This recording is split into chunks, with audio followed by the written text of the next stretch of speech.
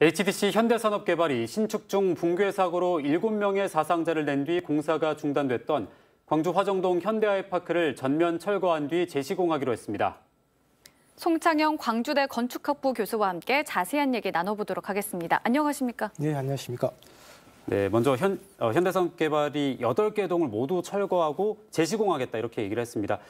기업 입장에서는 쉽지 않은 결정이었을 것 같은데 어떤 이유에서 이런 결정을 했을까요? 글쎄, 이제 추정을 할 수밖에 없는데 아마도 그 기업 이미지에 대한 재고 그리고 무엇보다도 그 수분양자들이라고 하지 않습니까? 입주 예정자들의 어떤 민원성 이런 그 의견들이 굉장히 크게 작용해. 물론 그 수분양자들의 의견 충분히 이해할 수 있는 거죠. 우리는 최초에 새 차를 저희들이 주문한다라고 해서 비용을 냈는데 어떻게 보면 중고차, 사고차가 돼버린 거지 않습니까? 거기다가 이제 아무래도 한계동에 문제가 있었기 때문에 아마 트라우마 같은 것들이 굉장히 크게 작용했지 않나. 저는 이런 것들을 종합적으로 판단해서 내린 결정이라고 생각합니다. 네, 그렇군요. 이 재시공을 한다는 것이 쉽지 않은 결정인데 이전에도 이렇게 재시공을 결정한 사례가 있었을까요? 사실 우리나라 건설사에 이런 예가 거의 없죠. 근데 우리 광주 같은 경우에 옛날에 저희 지도 교수님 전남대 건축 구조 전공하셨던 지도 교수님이 관련이 돼 있어서 제가 이거 좀 알고 있는데 과거에 그 하남에 금호타운 아파트가 있었습니다. 15개 동 중에 1개 동이 짓는 과정에서 일부 기울어졌었거든요. 그래서 입주민들한테 광주 화정동에 있는 다른 금호 아파트의 같은 평형대를 이렇게 이주를 시켜놓고 다시 안전진단해서 집안을 보강 공사를 해가지고 다시 분양을 해서 입주를 했는데 그 입주민들이 또 사용하는데 불편해가지고 나중에는 문제 제기를 하니까 민원을 하니까 현금 보상하고 그걸 지금 철거하고 지금은 그걸 녹지로 사용하고 있거든요. 그런 사례가 아주 드물게는 있었습니다.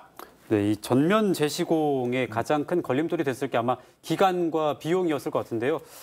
철거 기간이 얼마나 걸릴지 좀 기간과 또 비용이 얼마나 들지가 이게 이제 궁금합니다. 문제는 우리가 일반적으로 착공해서 보통 아파트 같은 경우 한 2년 정도 해서 준공이 됐는데 이번 건 같은 경우는 약 39층이 지금 이미 기시공이 돼 있는 거 아닙니까? 네. 그렇기 때문에 이제 문제는 이걸 철거를 해야 되고 다시 이제 심의라든가 인허가를 받아야 되고 그것도 다시 시공을 해야 되는 이러한 과정이기 때문에 약 한 70개월 정도 지금 현대산업개발에서는 걸린다라고 하거든요.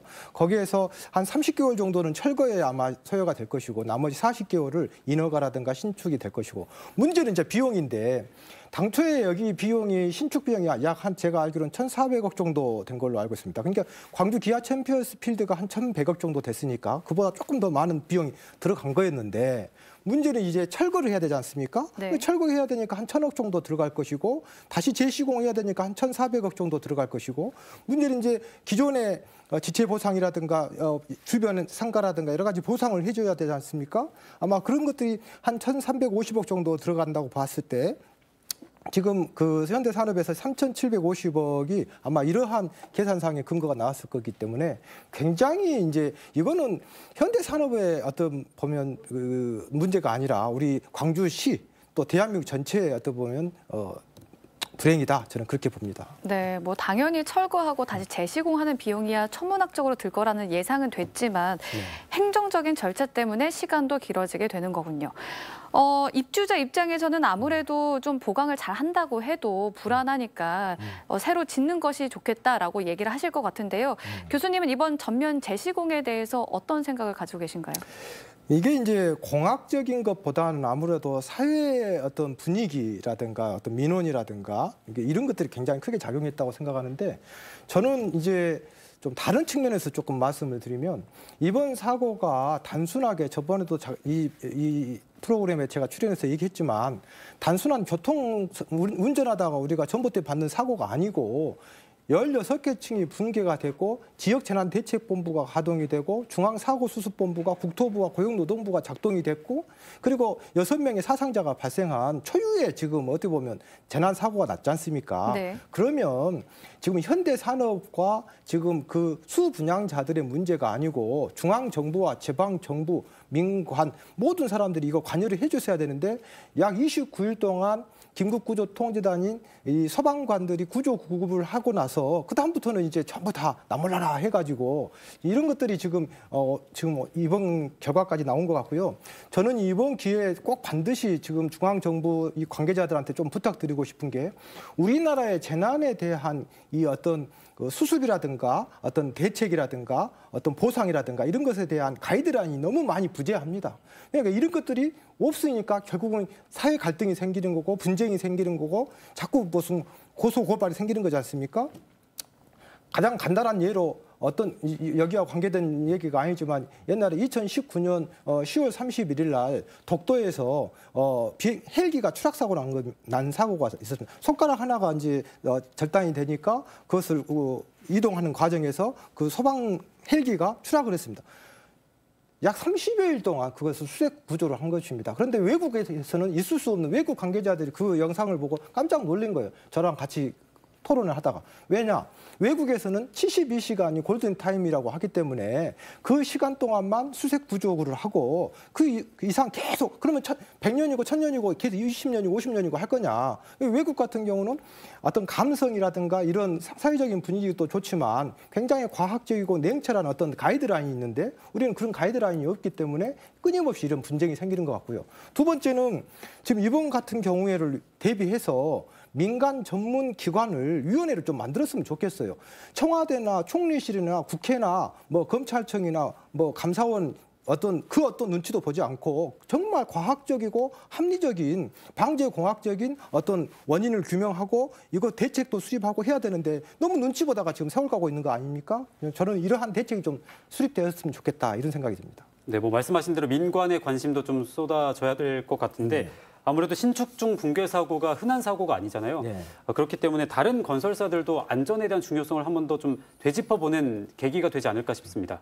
지금 제가 대학원에서 강의할 때요. 재난안전은 선제적인 복지요, 선제적인 행정이다 이런 말을 많이 하거든요. 그리고 재난안전은 결국은 안전에 들어가는 비용은 결국은 엄청난 비용으로 들어오는 겁니다. 이번 같은 경우에 사실은 동발이 몇 개만 제대로 하고 콘크리트 강도만 제대로 양성했다면 이런 일이 발생하지 않죠. 지금 그야말로 아주 작은 비용을 아끼려다가 지금 엄청난 지금 사회 비용을 들고 있지 않습니까? 재밌는 게요. 프랑크푸르트 공항에서 안전에 대한 위험 요소를 찾아가지고 그것에 대한 대안을 찾는 노력을 얼마 정도의 비용을 드느냐. 우리나라는 그냥 저스트 안전 진단을 하는데 외국에서는 리스크 매니지먼트라고 하는 거거든요. 근데 그게 자그마치 100억을 들여가지고 3년간 27개 기관이 정말 매우 눈으로 연구를 해서 여러 가지 대책들 심지어 그 보고서를 보면은요.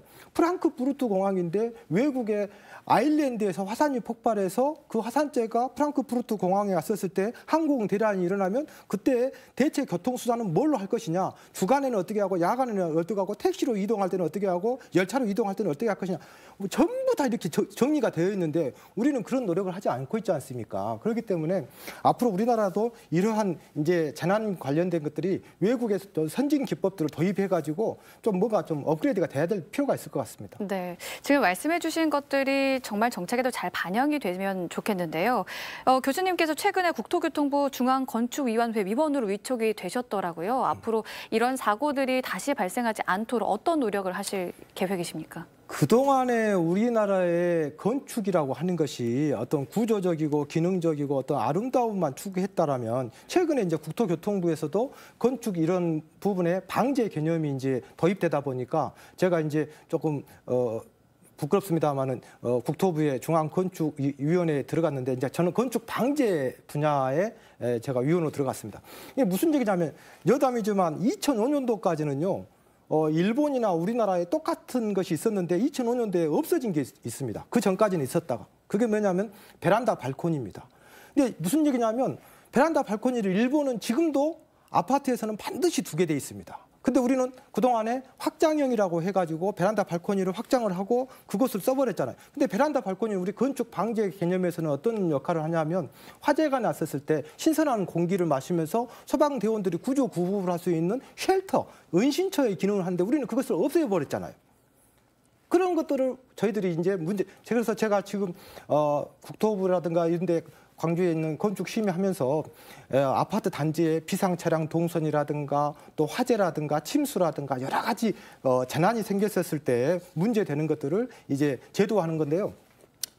이러한 방금 제가 얘기했던 이런 얘기들을 우리나라의 건축 기준은 지금 없습니다. 그래서 미국의 IBC 코드라든가 일본의 건축 기준 이런 것들을 좀 벤치마킹 해가지고 우리나라도 이런 건축 반개적인 도입을 해야 될 것 같고요. 네. 제가 시간이 없으신 것 같은데 하나만 좀 하면 광주의 이번 사고 같은 경우는 초유의 일이기 때문에 저는 반드시 사고 백서를 좀 만들어야 된다고 생각합니다. 이게 구조적이고 비구조적인 원인을 정확하게 규명해서 다시는 우리 후배들이 이런 일이 생기지 않도록 사고 백서를 정확하게 만들어서 어떻게 보면 나침반 하나를 만들어줬으면 좋겠습니다. 네, 오늘 여기까지 듣도록 하겠습니다. 지금까지 송창영 광주대 건축학부 교수와 이야기 나눠봤습니다. 고맙습니다. 네.